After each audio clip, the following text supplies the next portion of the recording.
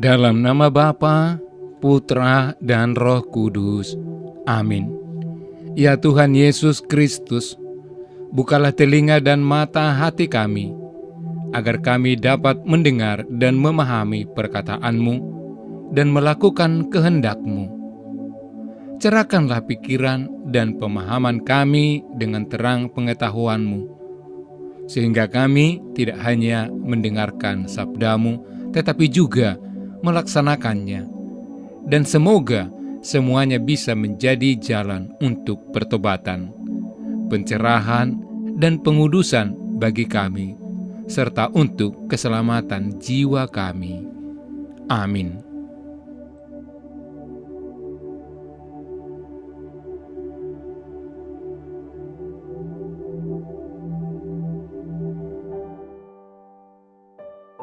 Maka bersungut-sungutlah orang Yahudi tentang Dia, karena Ia telah mengatakan, "Akulah roti yang telah turun dari surga." Kata mereka, "Bukankah Ia ini Yesus, anak Yusuf, yang ibu bapanya kita kenal? Bagaimana Ia dapat berkata, 'Aku telah turun dari surga'?" Jawab Yesus kepada mereka, "Jangan kamu bersungut-sungut. Tidak ada seorang pun yang dapat datang kepadaku jikalau ia tidak ditarik oleh Bapa yang mengutus aku, dan ia akan kubangkitkan pada akhir zaman. Ada tertulis dalam kitab nabi-nabi, dan mereka semua akan diajar oleh Allah.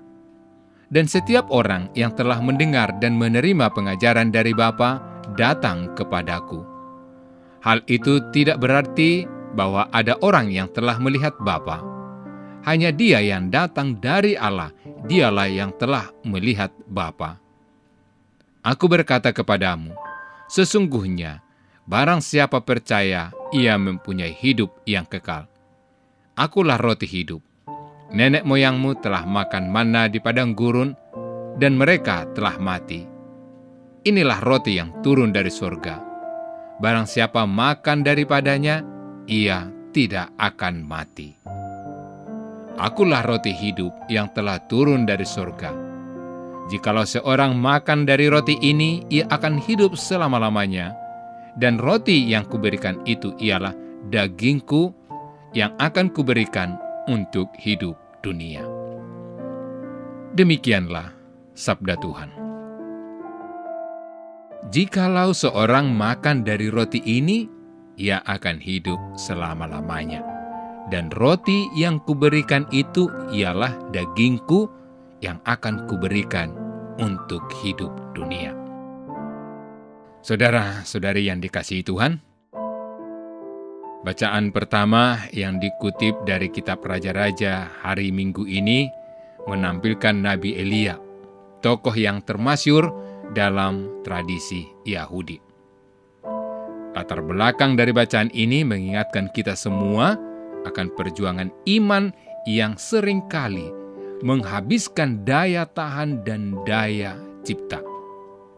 Untuk itulah, orang yang beriman membutuhkan santapan rohani yang sungguh bermutu agar sanggup melanjutkan perjuangan dalam perjalanan yang panjang. Saudara, seseorang bisa jemu akan perjuangan hidup, terutama bila perjuangan itu ditandai dengan tugas berat dan penderitaan. Allah yang hidup di balik gemuruhnya prahara menyadarkan agar kembali dalam tugas. Sebagai sebuah pelajaran, Elia ditampilkan sebagai tokoh yang terbuka bagi kehidupan. Elia bisa menjadi tokoh yang mengeluh, melarikan diri dari tekanan tugas, tetapi juga sebagai contoh bagaimana orang harus mengambil langkah-langkah kembali dalam perjuangan yang makan hati dan tenaga serta pikiran. Ia memanfaatkan hidup ini juga segi-seginya yang amat pahit. Sikap ini tentu saja dipengaruhi oleh keyakinan tentang Allah yang hidup, yang hadir dan ditemui di tengah-tengah penderitaan hidup manusia. Dan saudara, bacaan kedua mengajak kita semua agar jangan sampai kehilangan waktu yang berharga bagi pengisian hidup dalam Kristus, terutama dalam suasana di mana terjadi ketegangan antara semangat daging dan kekuatan roh. Hidup menjadi ibadah yang benar. Ibadah yang benar ialah puncak kehidupan.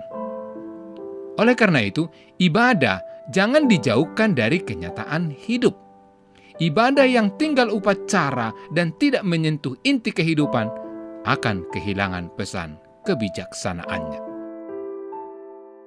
Saudara-saudari yang dikasihi Tuhan, bacaan Injil hari ini menegaskan bagaimana Yesus menyerahkan seluruh hidupnya sebagai santapan manusia. Apa yang disantap manusia sudah merupakan perjuangan banyak orang. Sesuap nasi adalah buah karya banyak orang. Demikian juga dalam iman. Kita dianugerahi santapan hidup, yakni Yesus Kristus sendiri. Yesus menegaskan bahwa Dia adalah roti hidup. Dia mengorbankan dirinya, tubuh dan darah demi hidup dunia ini, demi keselamatan dunia ini. Pertemuan dengan Yesus Kristus juga mempertemukan orang dengan suatu mutu kehidupan yang istimewa.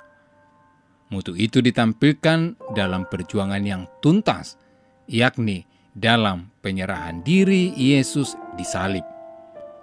Roti kehidupan diberikan sebagai daging bagi kehidupan dunia. Perjuangan yang total dan tuntas itulah yang dianugerahkan Yesus kepada kita sebagai umat beriman, agar kita bersedia memberikan diri satu sama lain sehingga hidup menjadi subur. Kurban berdarah Yesus di kayu salib sekarang ini berwujud santapan tak berdarah, hosti untuk keselamatan dunia. Oleh karena itu, orang dipersatukan dalam perjuangan hidup itu. Saudara-saudari yang dikasihi Tuhan, sebagai orang beriman, kita diajak untuk menjadikan Kristus yang telah mengorbankan diri sebagai satu-satunya jaminan keselamatan kita dan keselamatan dunia ini. Kita ditopang untuk seperti Elia yang tidak lari dari kenyataan hidup dengan segala persoalan dan tantangannya. Sebaliknya, kita menghadapi semua itu dengan sebuah keyakinan dan semangat bahwa Allah melalui Kristus, Sang Roti hidup itu akan memberi kekuatan. Akan tetapi, Kristus yang sudah menyerahkan dirinya untuk menjadi santapan tidak dengan sendirinya akan berkarya dalam diri kita. Karena itu, Kristus sendiri mengatakan, siapa yang makan dari roti ini. Artinya, Allah melalui Kristus, Sang Roti hidup itu, telah berinisiatif untuk menghadirkan dirinya untuk kita dan dunia ini.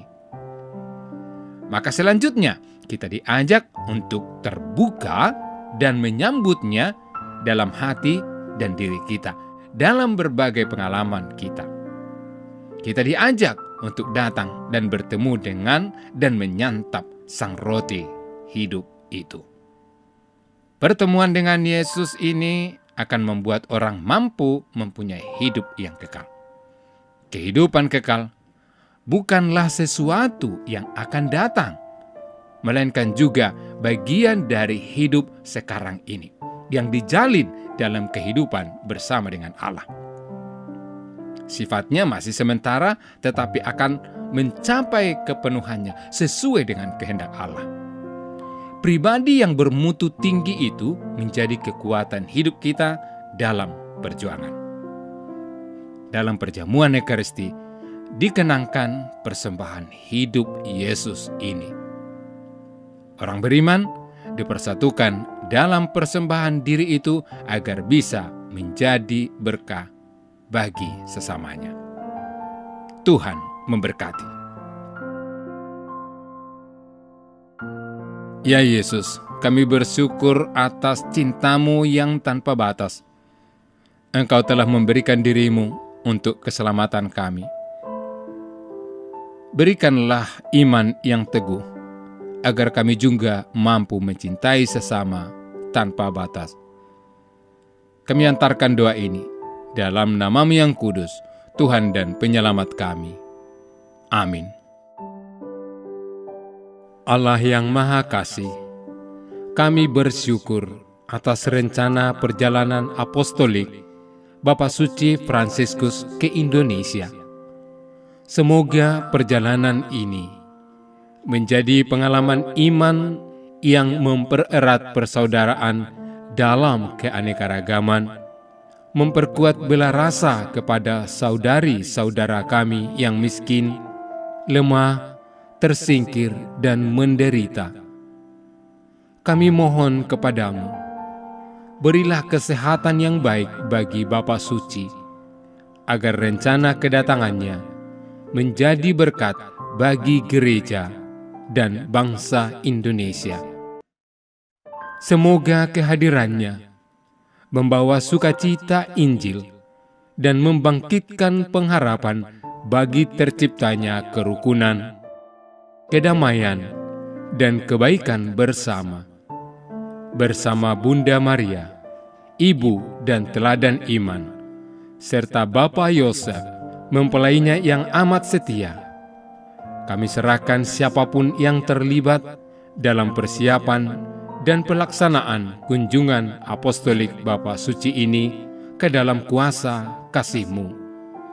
Dengan pengantaraan Kristus, Tuhan kami. Amin.